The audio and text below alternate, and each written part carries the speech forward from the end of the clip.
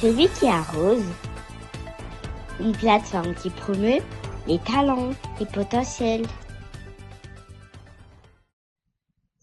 Bien-aimés dans le Seigneur, Shalom, nous bénissons le Seigneur pour nous avoir réunis une fois de plus ce soir. Alors, nos salutations à tout le monde, nos salutations à tous les frères et sœurs. Très rapidement, ce soir, nous allons parler de la persévérance. La persévérance comme un élément clé pour la vie d'un chrétien. Aujourd'hui, tous quand nous demandons une chose, nous voulons l'avoir tout de suite. Aujourd'hui, quand nous cherchons quelque chose, nous voulons l'obtenir très rapidement. Aujourd'hui, quand nous voulons acquérir une chose de nouveau, nous cherchons à l'avoir. Voire même en termes d'expérience, il y a de ceux qui veulent commencer une aventure et avoir l'expérience tout de suite. Ça s'explique aujourd'hui par le fait que nous avons beaucoup de gens qui, à force de regarder, à force d'observer, veulent avoir un résultat immédiat, mais ignorent le fait du travail, le fait de la consistance, le fait de la régularité dans ce que nous sommes en train de faire. Idem pour la persévérance que nous allons échanger aujourd'hui, qui est un trait de caractère qui s'acquiert et puis c'est une discipline sur nous-mêmes qui nous permet d'aller plus loin. Une discipline sur nous-mêmes qui nous permet justement de répéter les mêmes choses avec concentration, avec consistance, de manière à ce que nous puissions, n'est-ce pas, atteindre un but, d'atteindre des objectifs et d'atteindre tout ce que nous voulions comme réalisation à faire.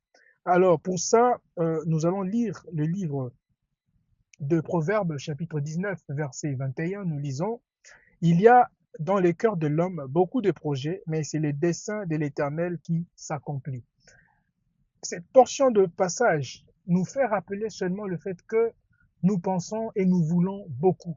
Nous attendons beaucoup de nous-mêmes, nous attendons beaucoup des autres, nous attendons beaucoup de ce que les gens doivent nous donner. Mais la Bible est en train de nous dire ici que c'est le dessein de l'Éternel qui s'accomplit. À quel moment le dessein de l'Éternel s'accomplit? Le dessein de l'Éternel s'accomplit sur une personne qui a en lui cette force intérieure, ces traits de caractère qui ne lui fait pas baisser les bras, qui ne lui fait pas traîner, qui ne lui fait pas passer du temps, mais un trait de caractère qui justement le fait amener vers la perfection, le fait amener vers quelque chose qu'il a cherché pendant très longtemps. Au fait, on va persévérer, on doit persévérer parce que c'est en persévérant que nous allons remporter le prix, que nous aurons la couronne plus tard. Pourquoi nous devons persévérer? Justement parce que le monde dans lequel nous vivons est plein de situations. Du coup, la grande leçon que nous prenons sur la persévérance, c'est le fait pour nous de garder focus dans ce que nous sommes en train de faire. Nous devons chercher le Seigneur sans relâche. Nous devons aller au-delà de ce que nous sommes en train de vouloir faire et puis nous donner beaucoup de disciplines. Nous allons très rapidement prendre Galates chapitre 1, verset 15 à 16. La Bible dit « Mais lorsqu'il plut à celui qui m'avait mis à part dès le sein de ma mère et qui m'a appelé par sa grâce, de révéler en moi son Fils, afin que je l'annonce parmi les païens, aussitôt je consultais ni chair ni le sang. » C'est-à-dire, à un moment, quand nous avons l'appel du Seigneur, nous n'aurons pas à craindre, nous n'aurons pas à suivre les limites de la chair ou du sang. La chair et le sang nous font rappeler le sacrifice. La chair et le sang nous font rappeler les difficultés que nous allons rencontrer, nous font rappeler notre nature humaine. Mais dans la persévérance, la Bible nous demande, nous devons tenir ferme. Pourquoi nous devons tenir ferme? Oui, parce qu'il est écrit, nous devons tenir ferme parce qu'en ce temps de la fin, le diable serait en train de rôder comme un lion rougissant et nous avons l'obligation de tenir ferme. La persévérance parce que nous sommes en train d'attendre la venue du Christ, nous sommes en train de nous préparer à attendre la venue du Seigneur et sur ça, nous ne devons pas lâcher même d'un seul instant, même d'une seule seconde. Nous devons rester très fermes, nous devons rester très consistants. Vous savez bien aimé, l'exercice est difficile.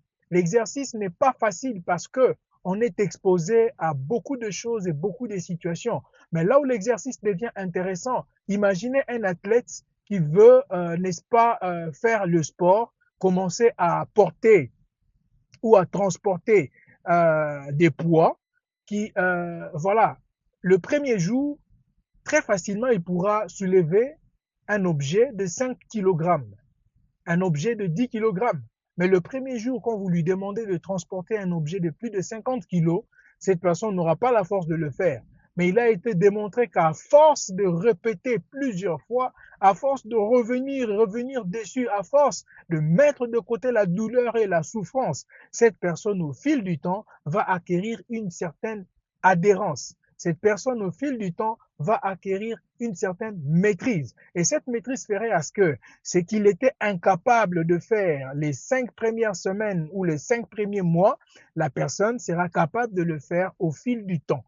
C'est-à-dire, là où je soulevais une barre de 10 kilos, dès ma première semaine, je serai en mesure de soulever une barre de 50, 40, voire même 60 kilos au bout de 6 mois. Tout ne se donne pas dès le début, mais tout se donne par la discipline et par la force. L'Éternel attend de nous des personnes perspicaces, des personnes debout, des personnes fermes et des personnes très persévérantes.